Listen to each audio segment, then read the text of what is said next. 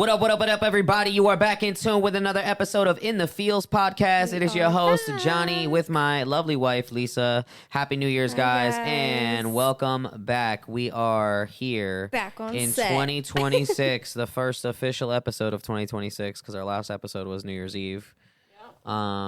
So yeah, man, we are here, guys. We are here. Welcome back. Thanks for joining us. Good morning, good night, good evening, good afternoon. I think something like that. That's what my boy Tony Ortiz would say.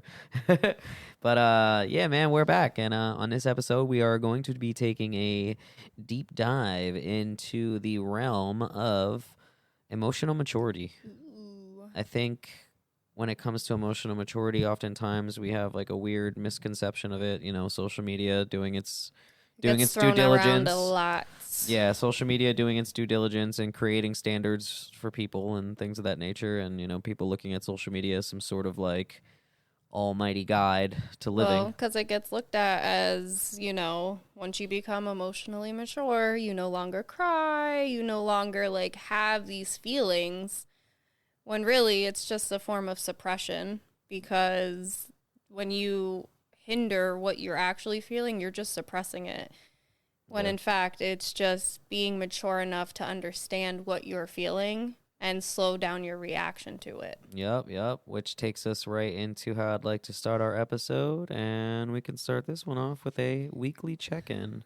But let's tie this weekly check-in maybe to a moment, maybe where we had to express a sense of emotional maturity, or maybe when we caught ourselves and instead of doing what our old selves would do, maybe what we did instead was a better choice. Or failing. Yeah, whichever one, you know what I mean? So why don't you start us off, baby? How's your week going? How has your journey in emotional maturity going? And, you know, loop us in either to a moment where you succeeded, maybe a moment where you failed, and now you're realizing that and, you know, wanting to reassess it and move forward in a different way. I mean, I have one of both, because if we're looking at the whole week, my week started off pretty great. I mean, I've been reading that, you know, Let Them Theory by Mel Robbins, and I've been trying to really implement the things that I'm learning in the book, like the 5, 4, 3, 2, 1 method, the Let Them Theory, by just keeping myself locked in and focused and like allowing myself to not get overwhelmed by the things that I cannot control. So like doing pretty well at that. And then New Year's Eve happened, and something ended up happening, and I definitely reacted. Did not think twice. Are you talking about when your heel broke? Yes. Oh, okay. Because I could have, in that moment, just took a deep breath and brushed it off, and should have, like, you know, it is what it is, but I'm not going to let it ruin my night. But at first, I did let it ruin my night. And looking back, I am kind of disappointed in myself, because I have done so much work, and the fact that I was just so quick to react is not very much like me anymore. So I'm a little disappointed in myself with how I handled that situation. And not even just that, like just the fact that I was just so consumed by my own feelings that I was like disregarding how my reactions to it was affecting anyone else around me. I think that upset me the most, because I hate doing that. But thankfully I was able to like get a grasp of everything and allowed myself to not let it ruin my entire night, you know, whereas I did want to leave. I was just like, you know what, fuck this. I just want to go home. But like looking back, like if I would have went home, I would have missed my best friend's proposal, and then I would have been more upset. So like I'm glad that I was able to just turn it around within, you know, a time frame, and just still was able to enjoy my night and not let it just completely consume me. So like I feel like there's a little bit of a win in there, and to me a win is a win. Oh yeah, man. No, I like that. I mean, I was there for that, so I know. That's funny, because that was going to be the same thing that I referenced in my weekly check-in. Because I was super proud of you and very thankful for how you responded to my nonsense. Yeah, that was gonna be that was gonna be my example in my weekly check-in. Was normally whenever somebody snaps or is emotional around me, I typically match energy or exceed energy and then shut them down, which is something that I'm definitely, accustomed to doing. But yeah, no, in this moment, I kind of just took the pause that I needed. I took the break that I needed. It is what it is. I can't control it. Let me just focus on the things that I can control. And, it resulted in me being fine and you apologizing a million times. So to me, that worked out. I didn't express any negative energy. I didn't expel or waste any energy or put it in towards anything that it wasn't, it wasn't a waste of energy for me. Instead of what I normally do is I let other people's emotions or I let other people's emotional states disrupt my own emotional state. And like you said, you were proud of me. I was proud of myself, man. I was just proud of myself for being cool, calm, and collected. Granted, I know that like my communication wasn't the best because oftentimes when I am in those situations, communication is hard for me to even conduct because my communication can get hijacked by my emotions. So that ends up, instead of words coming from like my head to my mouth, it starts coming from like my heart to my mouth. Yeah. And that ends up resulting in, just nonsense, But that's the thing. We're still learning and we're still trying to apply the things that we're learning. And it takes time, but even just being able to acknowledge what happened and being able to navigate it and that's coming back together and just being like, I'm sorry. And you know what? Let's just have a good night. And then it was just what it was. You know what I mean? Yeah, to me, it's like a strong sense of emotional maturity when you're able to do that. Just kind of, again, doing what you normally wouldn't, when you were not as emotionally mature, you made impulsive decisions, emotional decisions, and you just weren't capable of really, when you're not capable of really like handling things correctly, I think that's, you look back on those moments when you've made those mistakes and you compare them to like how you handle things now, and it's just night and day, Well, that's the thing, like, despite being disappointed in myself, with my initial reaction, just my comeback time, I guess you could call it, where like I was able to snap out of it. Like, looking back, that would have ruined my entire day. Next day, I would have been emotionally hungover from it. Like, it would have really consumed me because my anger used to get the best of me. But now I'm in a place where, like, I'm still human. I'm not perfect. Yes, I reacted, but I was able to get a grasp on it a lot quicker than I've ever have, to where I'm just like, okay. Is what it is. Yeah, and I think like, the most important thing is just for anybody dealing with, dealing with that like lost identity of like, again, that false hope of what emotional maturity is. Like you said earlier, a lot of times people think that it's like not having any feelings or, constantly being unbothered. And, emotional maturity isn't about not having emotions at all. It's about how you handle them, Yep. And I think that's the big wins for us lately is, looking back on certain situations and being like, wow, we handled that really well, So I love that for us. Amen. Oh, yeah, man. Before we get into the rest of the episode, though, let's give them a word from our sponsors.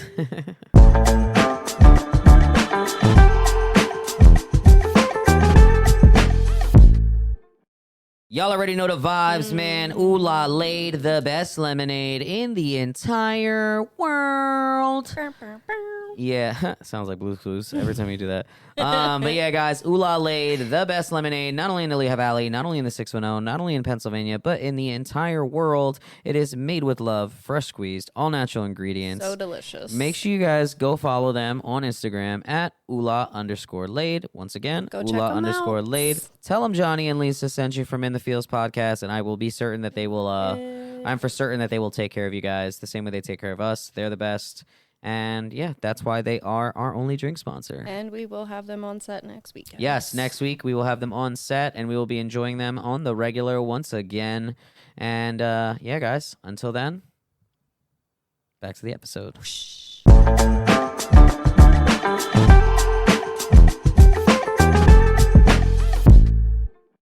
And we are back with another episode of In the Fields podcast. And yeah, guys, we are talking about, emotional maturity and oftentimes the confusion that, what people think it is versus what it really is, and, how to get there, and, the time that it takes and the work that it really requires for you to achieve true emotional maturity.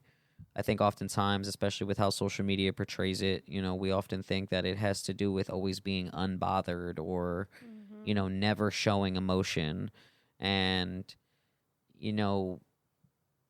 to me, and I think you mentioned it earlier, is that it's not so much about not having emotion. And oftentimes that people confuse emotional maturity for like emotional suppression. And they're constantly like burying it down versus addressing it in a healthy manner and expressing your emotions in a way that is controlled, Yeah, just in a healthier manner. Because, like, when you suppress everything, you're actually making things worse for yourself in the long run because you're not really addressing the true cause or the root cause of, like, what exactly is going on with you. Because, like, I think that's one of the things is a lot of people aren't able to pinpoint where their emotions are stemming from. Instead, they're just quick to react because they know they feel something. And then naturally, you're just reacting to it. But instead, if you learn the capacity and the ability of just, let me take a step back for a second. Like, maybe I need a second to, like, really think about what exactly it is I'm even upset about, or, like, what exactly I'm even feeling before, looking into how you can react to the situation. Because you might be quick to snap, but instead you might be able to just talk about it if you just give yourself that second to even process what you're even experiencing in that moment. Yeah, and I think that's the big one too, where the divide between emotional suppression and emotional maturity is taking that time to really reflect on what you're feeling, Yeah. not just labeling it as good or bad, but really diving deep into it and really pinpointing it, and even if you have to, kind of retracing it back to its origins or its steps, or like you said, where it stems from. I think that's super important when it comes to emotional maturity, because it just sets you up with the ability to choose. And I think oftentimes when emotions are involved, we let the emotions make the decisions instead of, like you said, taking that step back and reflecting, taking that minute. If you need a pause, pause. Pauses are so essential, whether it's with communication, emotional maturity. Taking that pause is everything, because when you need that break or you need that moment to just gather yourself, the pause is everything, whether you're talking and you just need that moment instead of scrambling around, They say that even when you, like you said, like with communicating, instead of using filler words like and like, Yeah. you should just stop speaking. It doesn't make you look stupid or anything. Like, it's for you to just gather your thoughts. And the more important something is, essentially, you should say it slower and have pauses within it. You don't want to cram everything down somebody's ear hole, or if they're absorbing it via video or audio, you know what I mean? You don't want to you don't want to like jam it down the listener's ears. You want them to, and whoever you're talking to, whether you're on a podcast or you're just communicating with somebody, you want to have moments where you're giving the person that's listening to you time to absorb what you're saying, but also give yourself time to be concise and to be intentional with what it is that you plan on saying. I like that. Oftentimes, again, emotionally suppressed people will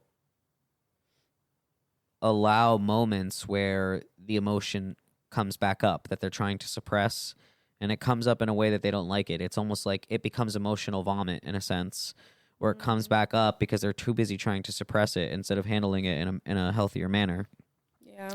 And that just, it just goes to show, how essential it is to really try to get grips on, your emotions. And people just don't.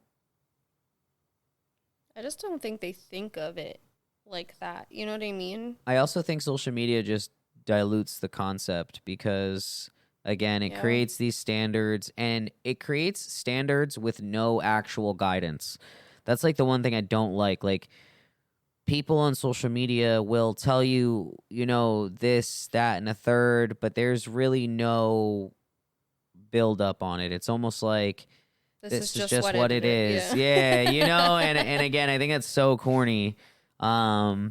Because you just need more than that. You need more than somebody just telling you like, oh, this is what I do and that's it. Like, or I'm so unbothered. Nothing. I haven't cried in forever. A lot of like, I mean, it's just like, I don't know. But it's like, how did you get there? Because I've had moments where I've looked back and I'm like, I really been feeling really unbothered lately, and it's nice. But then I look at like, okay, but what am I doing different in my day to day that's causing me to feel unbothered? I'm making choices to, practice like this 5, 4, 3, 2, 1, the let them theory, stop worrying about things I can't control. Like, when you gain control over yourself, your emotions, your thought process, life really does appear differently. Like that, like with this emotional, maturity thing, one of the biggest things for me was learning how to pinpoint what's bothering me. Because that was something that like I never really understood or knew how to do. I just knew I was upset, or I knew I was mad. And then I would just explode, or I would just take it out on whoever, or, like I wouldn't really even take the time to be like, well, why am I really that upset?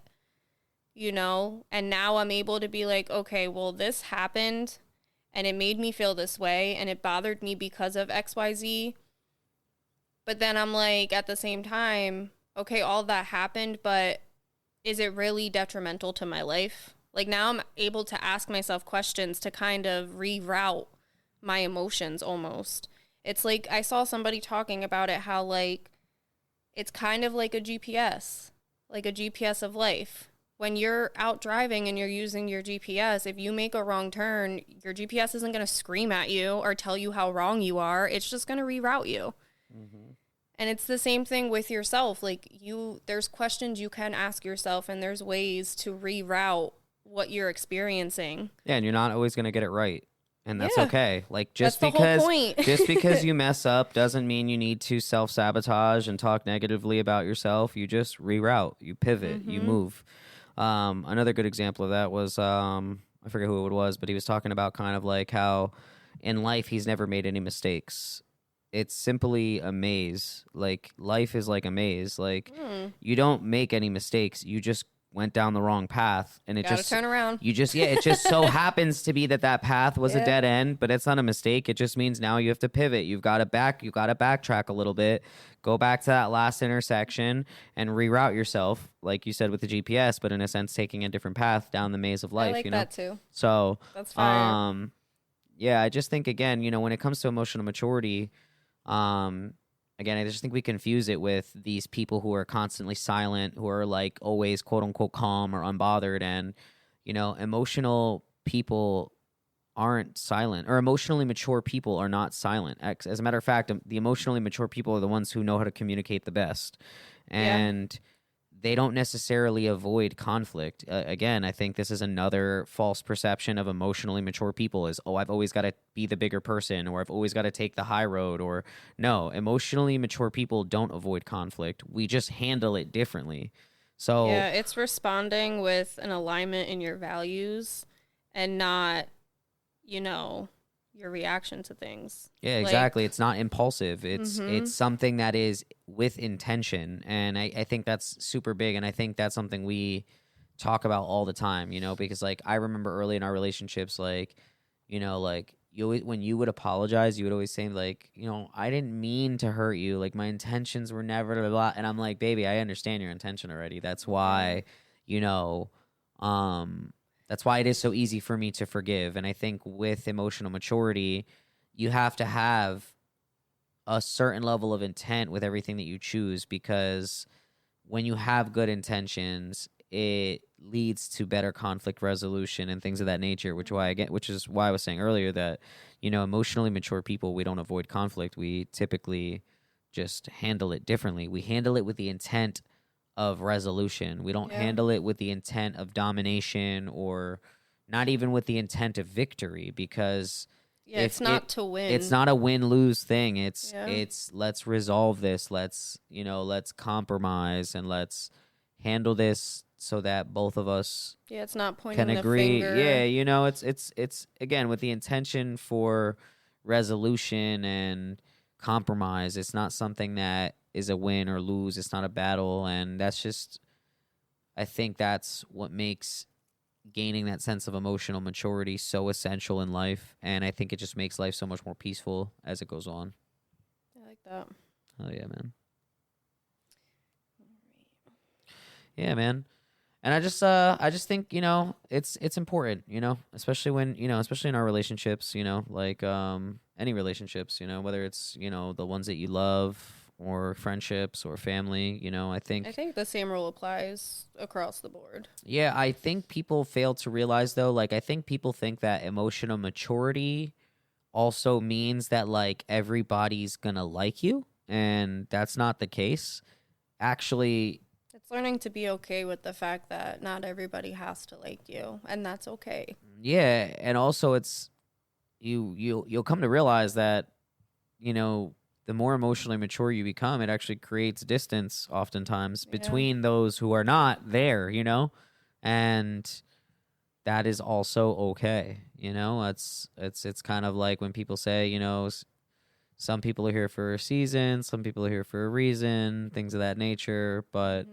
again, I think when you become emotionally mature, you kind of shed off this previous version of yourself that was accepting of certain people. And, you know, when you become emotionally mature, I also think you just kind of evolve into Mm. a different person. You evolve into someone who is accepting of different things, and you kind of outgrow the things that you used to accept and the behaviors that you allow around you and things of that nature. Yeah. Oh So yeah, man. that's all part of the growth factor within yourself. Because one thing that I had saw um, was when you start out a relationship with somebody, like a lot of the time it starts off by you know, connecting over wounds. You know what I mean? Like you both have went through similar things, or that's how you're able to relate. So you build this relationship off of that. But then, you know, over time, like if one of those people choose to heal, they choose to heal from their hurt, their trauma, their things, they begin to change as a person. And the other person can end up feeling stagnant because they're not putting in that same work. And a lot of the time, those are the relationship that you see fail because, you know, if I'm putting in all this work and you're still staying in the same place, still sulking in everything that you've been through instead of trying to grow from it or be better or to experience more out of life, at some point there's going to be some type of breakage that happens within that relationship because now we're on two different planes. Like I'm, you know, exceeding and trying to just move on with my life and you're just kind of just sitting behind. And I hate when that happens because, you know, that's been me. Like I've been stuck in those places where I've watched people go on with their lives and I still was just, well, what about me? You Hmm. know, not realizing like, oh shit, like I can also do something about this. Hmm. Yeah, I think, you know, like you said, in regards to growth, it's just a certain level of emotional maturity that comes with growth, and I don't think I don't think either one can happen without the other. Especially when, you're trying to grow in life. I Well, think the biggest thing is that with growth has to come change. You can't expect to be doing the same things over and over again and repeating yourself over and over again and expecting different results. yeah, one quote that I liked was growth isn't painless, it's intentional. Mm-hmm. No, that's a fact. It's just something that makes you go, Yeah, no, it's definitely intentional, 100%, because it has to be intentional because you have to want it. yeah. You have to want it with the desire to be better or the intent to be better, to better yourself and those around you and things of that nature. And that comes with anything in life. It's the same way that, like, for this podcast, for example, like, we want to see it grow. We want to get to the point where we make a bigger set, have guests, and, like, really, but it takes time and it takes work. It takes effort and consistency. It's the same thing that you can apply to almost anything in life. Yeah, no, that's a whole fact. Oh my goodness, excuse me. Oh, sorry guys. It is nighttime and we just had dinner, so the itis is starting to kick in for me. All right, awesome, man. Well, I like that. I like this episode, and I would like to move on to our reflection segment where we can talk about, the things that like emotional maturity had cost us, you know what I mean? Whether it being friendships or whatever the case is. You want to start us off? Or you want me to go first? What do you want? What do you think? Start us off. Yeah, I mean, as far as emotional maturity and the things that it cost me, definitely, losing certain friends, but I think loneliness is probably the biggest thing, is having those moments of, when you're locked in, it sucks because oftentimes you feel alone in the journey. You feel like when I was locked in on my fitness shit super heavy, I didn't really have like a group of people that were with me working out and getting, lit with me and all this extra shit. Like, you pushed yourself to do it. Instead, I had to like push myself into that growth. And that's when I discovered that like sometimes within growth, there's like loneliness in there, because you're wanting to become a better person.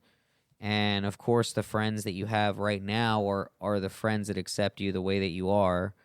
And you guys are relating because of the way you are right now. So when you're going through that growth phase, there's that change where like now you're all about gym shit and healthy shit, and then your friends are just not on that type of time, And it's not to say that makes them bad friends. Like, I still love my friends, even though I be wanting to be on some healthy shit and I be wanting to take care of myself. Like, that doesn't take away from my friends. It just, again, through that growth, you experience loneliness. And I think that's like one of the biggest things that emotional maturity cost me is like, it's realizing or coming to the realization that, through this growth, through this growth period, like I had to almost become like, that's where I really developed a lot of my emotional maturity. So it's like, it cost me a lot of my old friends. It cost me a lot of my old habits. And yeah, I think that's one of the biggest things emotional maturity has cost me for sure. What about you? My biggest thing was just like learning to be okay with like, I guess similarly like losing people, because I used to be a big people pleaser. So like I was always more, I guess you could say, like focused on trying to avoid conflict and be quick to like resolve whatever it is by being quick to apologize. Even if I know I didn't do anything wrong, somehow I was still apologizing to benefit the other person's feelings instead of my own. Like almost choosing silence to maintain peace. Literally. Mm-hmm. And I think once I started, getting into that habit of maturing emotionally, I was able to get better at setting boundaries for myself and learning the art of saying no and not having to give a long drawn out explanation as to why my answer is no, or as to why I'm setting these boundaries, because it just is what I'm saying. Like, I don't need to explain in full depth or full detail to cater to your feelings. Like, I need to be able to put myself first in certain situations. You know what I mean? So, like, not everybody's okay with that. Some people expect more from you, or expect you to bend over backwards regardless of the situation. And, like, I'm just at a point where I'm like, I'm not doing that anymore. Like, I am starting to put myself first and set those boundaries. And, like, you know, it is what it is. You're going to either respect it or you're going to hate me for it. But that's a choice that you have to make. You know, I'm not going to force your hand at it, but I'm also not going to sit here and apologize for things I know I didn't do, or keep my mouth shut because you're more upset than me. Like, I'm not feeling that anymore. Yeah. No, I definitely agree with that wholeheartedly, and I feel that 1,000,000%. That whole just, like, feeling the need to always be the bigger person. Again, that's the false shit that people think emotional maturity is like. And sometimes, like, being the bigger person is cool. Like, you know what I mean? Like, sometimes now, don't get me wrong, pick and choose your battles, and yes, there are situations that aren't worth exerting, again, negative energy for, like, but it doesn't necessarily mean that you always have to avoid. Like, again, it's not a matter of avoiding conflict. It's a matter of handling it differently. Yeah, because it doesn't mean, like, staying in toxic situations just for the betterment of somebody else or whatever the case is, because, like, that's the thing, you know what I mean? Like, you have to be able to push through that and not focus so much on others and their feelings. Like, sometimes you do have to focus on you and yourself. No, it's a fact.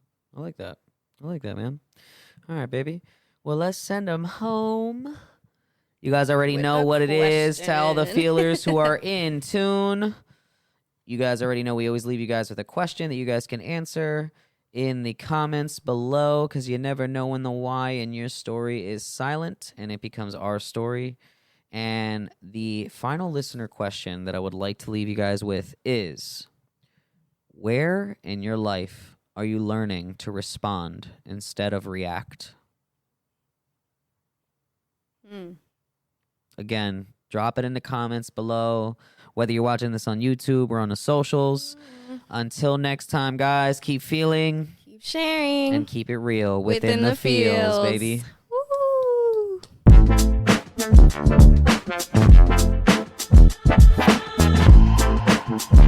Woo!